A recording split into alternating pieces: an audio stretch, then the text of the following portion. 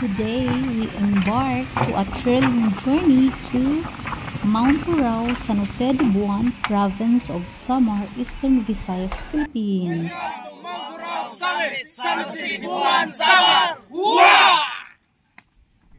Mount Turao is a rugged, almost impossible peak with trails and narrow walls where a mystic could hurtle hundreds of feet below to certain death on the rocks.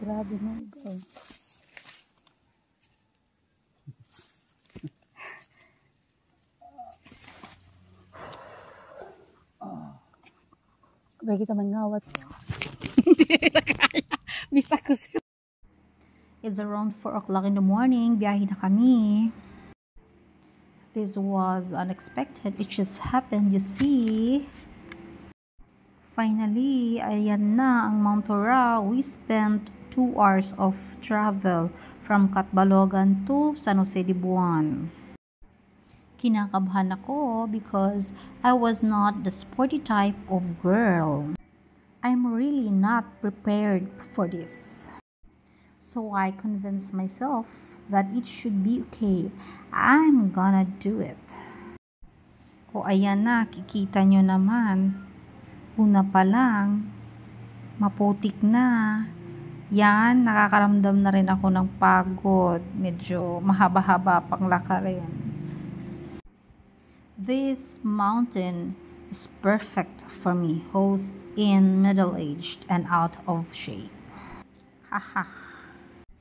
Ini na Mount Turao ngayon, aniya elevation 811 meters. And the latitude is 12 degrees, 3 minutes and 50 seconds north. Tapos, ang longitude naman is 125 degrees, 2 minutes and 45 seconds east. After all, it was so fun and getting to the top brings such excitement. Oh, malipayon pa ako dito. The first steps are easy. I walk on. There's a slight upward gradient, but easy enough to manage. As usual, sobra kahalapad, diba? Oh, yan si Manong. Seryoso maglakad. Oh. Matulin.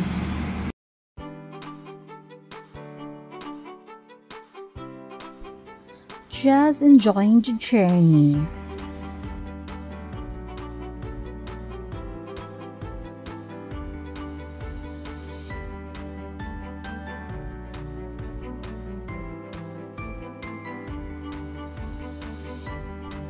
Such a happy face.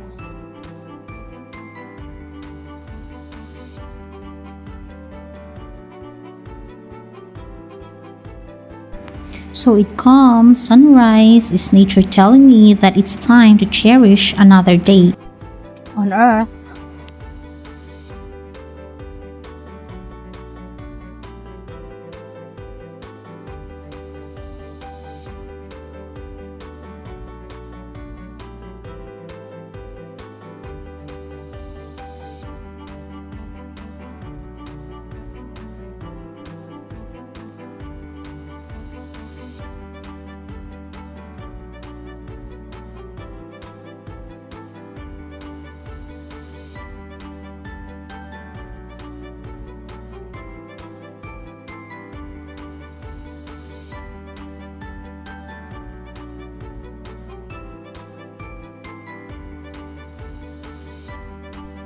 Natuwa naman ako, nakita ko yung mga kapatid kong mga baka.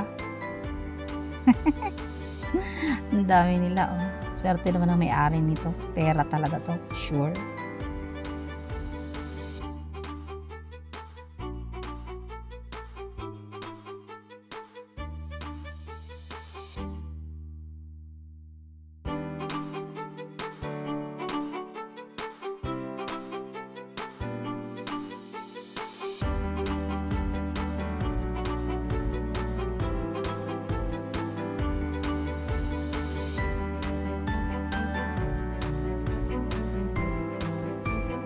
Ito, nararamdaman ko na yung lamig at saka makikita nyo naman mga matataas na yung mga puno sa paligid. Dito ko nararamdaman na sobrang baba ko pala. Charis lang.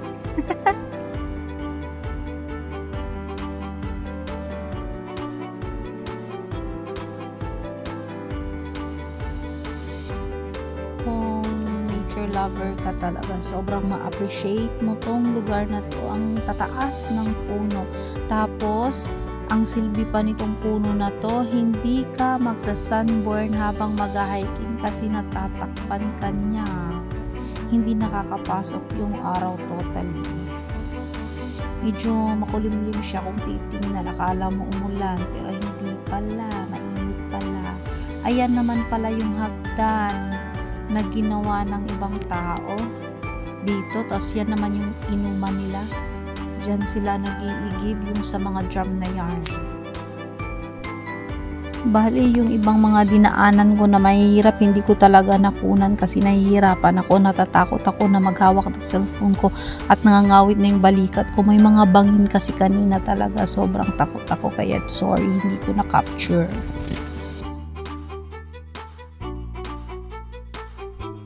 So finally, this is it. Yan, gate na yan, dyan sa pinaka-top ng bundok ng Mount Thorao. So dito, damang-dama ko na ang fresh air, mountain breeze. I'm feeling worth the climb.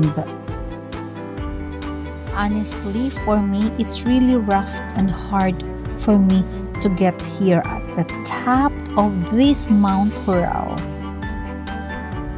Wala ka mo kumita, kumamang ako makasakala. Hihi ka ko ampa, kapilit sanlapok.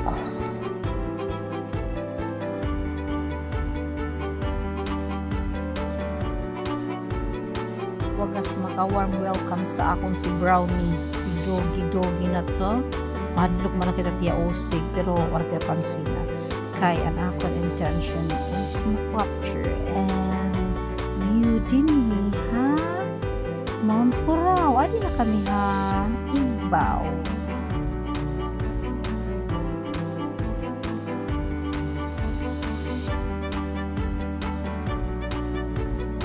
Step by step, I conquer the Mount Thorao, the tallest mountain above all mountains here in Samar. Finding my path with obstacle probably leads me to this paradise.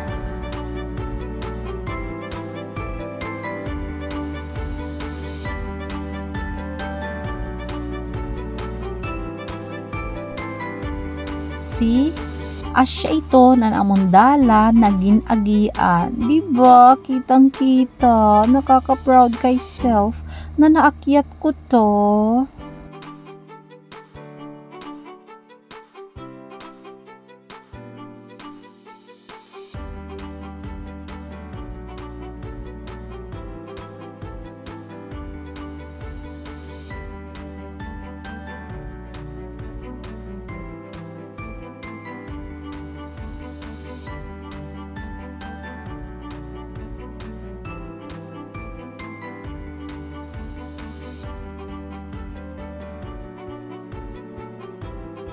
Kita nyo yan? Yan yung San Jose de Buan. Diyan kami galing bago kami umakyat dito. Diba? Ang liit niyan niya. Ang taas na namin.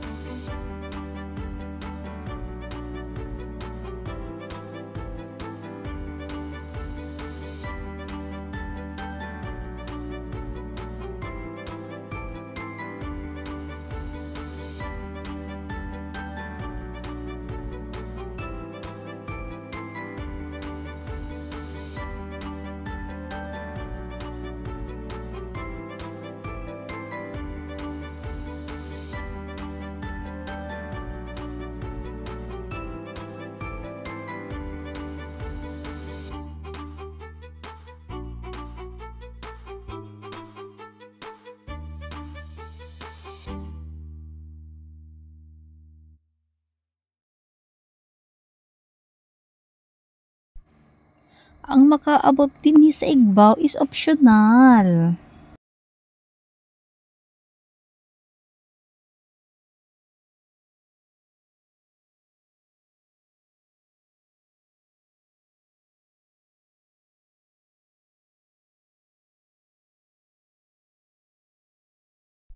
So happy kami na tanan kay na-reach na mo na amon destination and na-enjoy ang journey.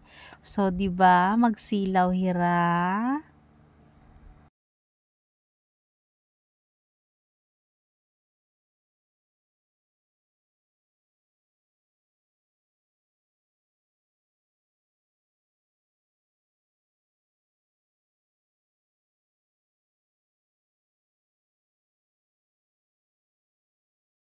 So, we are all happy and satisfied sa amon naabot na journey. It takes 2 hours mahigit makasaka dinhi Mount Toraw o asya na ginilibot na namon ang pinakaigbaw. So, background namon ang naubos na mga kabukiran. See, nakita ka mo ebidensya na ang Mount Toraw talaga ang pinakataas sa tanan.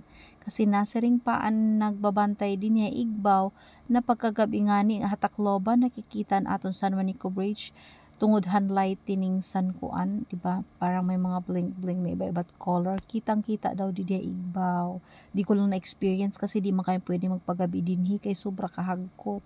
At saka wala makakaturugan.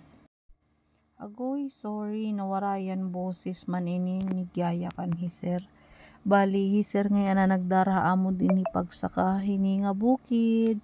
Bali, an iya ginyaya ka na doon nagiinggan nyo hiya nga kumadi kita nga di i-try naton pagsaka nga di kay once in a while experience la iton an makakanhi ka ma-appreciate mo ang kabukiran. Para ma-experience mo ang tanan nga mga challenges dinhi.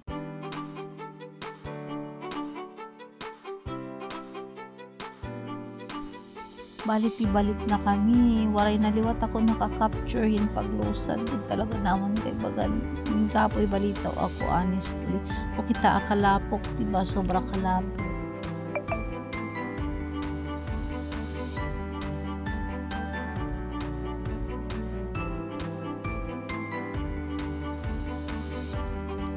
Honestly, I'm excited to my next tour adventure. So, abangan. Sorry, hindi pa ako magaling mag-edit. Ito lang muna for now. Thank you. Ups, hindi pa tapos. Kasi naglalakad pa lang kami pa uwi niyan, ha?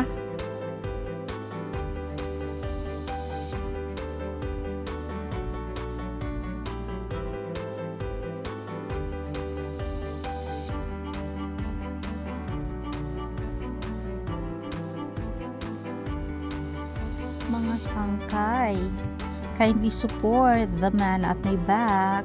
YouTube channel niya, George Pacondo. Kindly subscribe. Thank you.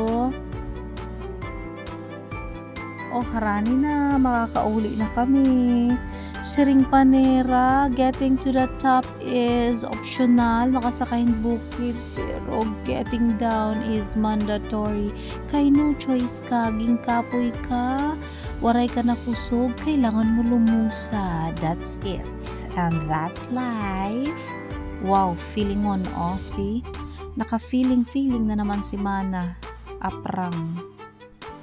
Feeling low, go to the mountain and feel the height. Thank you, Lord, for the protection all the way as we explore the wonders of nature. A safe and fulfilling hiking experience.